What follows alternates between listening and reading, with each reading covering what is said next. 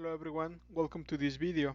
Today I'm going to talk about one error that you may find when you work with quality gates in Jenkins and SonarQube. You may have a lot of projects being analyzed in your SonarQube instance, and some of those projects can be stuck while being analyzed. So your Jenkins pipeline will be stuck as well, but it will not fail. That's the situation. So first, let me show you in SonarQube where can you find your stock projects or the status of your analysis.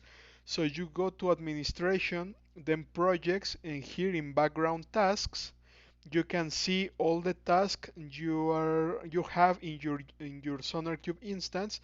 Here you can filter for any status, let's say in progress or all.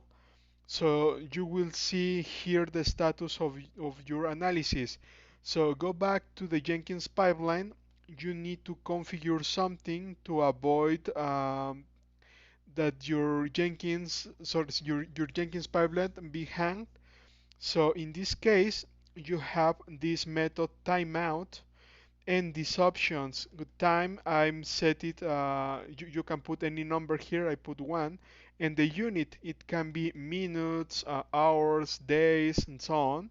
So you will set this option in your Jenkins pipeline for the commands or the block that is being executed inside.